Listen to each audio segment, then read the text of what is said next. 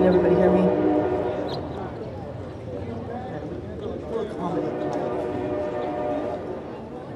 A little bit.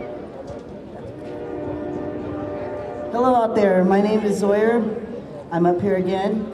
I used to be a student at this school. And I'm also the former president of the Diversity Club a couple times. I'm so proud to see this event still going on, and I'm so grateful for Zeke and Jamie and everybody else that helped, Kat, Katrina, and Curtis, and everybody. So, good job, guys. I told you my name is Zoyer, but my name has not always been Zoyer. Let me read you a poem that I wrote, and it explains where I'm at as far as my name. It's called No Funeral for Emily. No funeral for Emily. No matter how far I've gone, I can't help but stop and turn around, thinking of all the emotional and societal obstacles overcome and won. For the real me, I've searched and found. I used to condemn the persona of my former self. His name is Emily. As if in desperation, a cry for help, I'd say, Emily is a she and she is not me. But how convenient is this response when I err in favor of others in society's perception of me? Amongst the wilderness of identities, I am lost. But then again, I think, why should I leave it to others to construct my identity? Amongst the vast wilderness of identities, I begin to reconcile who I am. There will be no funeral for Emily. And as time passes, I begin to understand he is real and he is still me. And a combination of our souls, time, and experiences serves to create a stable soul of unity. Since Zoyer and Emily are the same, I can qualify by saying Zoyer is simply Emily enhanced. Seasoned with well-rounded, down-to-earth understanding, my transition has been everything but in vain. Has been anything but in vain. There will be no funeral for Emily. He has been with me the whole time, yet others' perceptions makes me real. But to an extent, they cannot see what's been going on for years in my mind. There will be no funeral for Emily. I define me. For others, I understand it's difficult. I understand I am transcending their perception of gender reality. Now the definition of transsexual has legs, feet, and hands. I can testify for our movement by simply being me.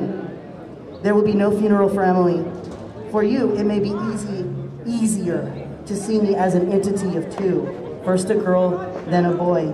But for me, I'd rather show the in-betweenness and spectrums of gender to you, because unveiling its depth and boundless areas of gray gives me such infinite joy.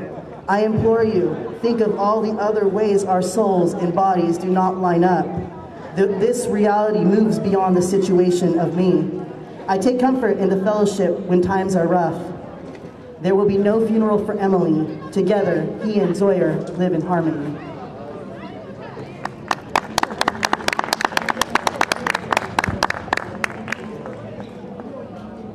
I talk a lot, or I speak in the poem about others' perception of me. Over time during my transition, I learned that discovering who I am deals with my relationship with myself, and that though I have let go of others' perception of me, I still am learning to let go, and by that I mean I don't like to construct my own feelings about myself based on how I think others see me. That has been a challenge for me, but I'm growing. It's kind of like if a tree falls in the forest and no one's around. Did anybody hear it? Did the tree really fall? I use that example to show how others' perception of you can help you build your perception of yourself. I think that a lot of people do find it easier to see me as first a girl and then a boy, rather than kind of going through this transition to become something better, something more me.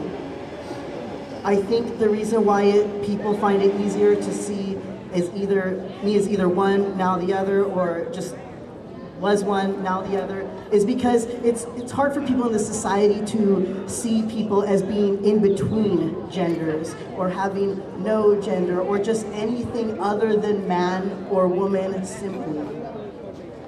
I have to say though, I'm very grateful for the community.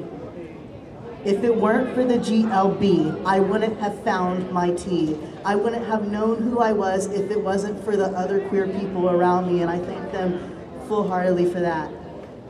I think during my transition, I came to understand that there is a lot of confusion about what's what in the community. There's all these labels, and therefore all these confusions. It's hard to know what is the difference between a very masculine lesbian and a pre-op trans boy. It is difficult to see the difference between a drag queen and sometimes a male to female transsexual. I implore you, do not get mad at the groups for this confusion, but instead be empowered to educate those around you so we can understand and embrace our differences in this sense. Transition changed the way I view people and gender altogether. I have these theories. I have a theory of the three continuums. I believe that gender, first of all, I believe that gender is a continuum. It's not simply man, woman, boy, girl, pink, blue, that sort of thing. I believe gender is a variant thing, and it's in degrees. It's a spectrum. On one side is male or masculine, on the other side is female. I think there is a continuum for how people identify. There is also a gender continuum for how people behave. Do they behave masculine or feminine? I also believe there is a continuum for how you present yourself. Do you appear feminine or masculine? Do you look like a boy or a girl or something else? Something wonderful, something else. I also assert that though I am transsexual, I identify as T, it's short for transsexual. I am T, but not to the T. By this, I mean just because I identify as male, it does not mean I need to emulate everything that I perceive as male. It doesn't mean that all of a sudden I'm going to become John Wayne or become Super Mr. Macho and do all that. I did not leave one stereotype to embrace another. Transition is about becoming me, not about becoming a gender. But gender is part of it, nonetheless. Transgender is a state of being, not a desire. It's not like I was a girl who wants to be a guy, or that Katrina was a guy that wants to be a girl. No, it's not like that. It's just there is something very different going on in our mind, and that contrasts the way we were born physically. I believe there are three not okays in society. I touched up on this a little. In this society, there's a lot of stigma being in between genders. We need to overcome that. There is also a lot of stigma with being not identifying as any gender, and also identifying as multiple genders, switching back and forth, having this sort of gender fluidity or gender multiplicity. I do assert that you are a person before you are a gender.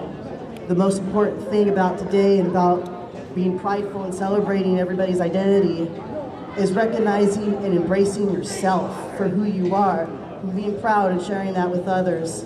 And in addition, not expecting others to conform to your standards of how you think they should be. I have a few announcements before I step off this stage. I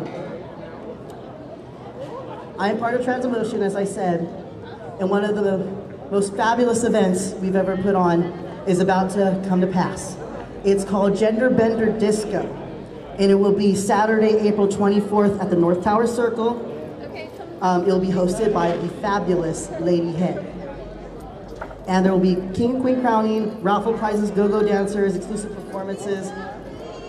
It'll be everything you want it to be. And all you have to do is show up.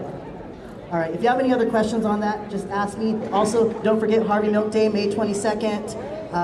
For more information, visit the EQCA booth. Thank you very much.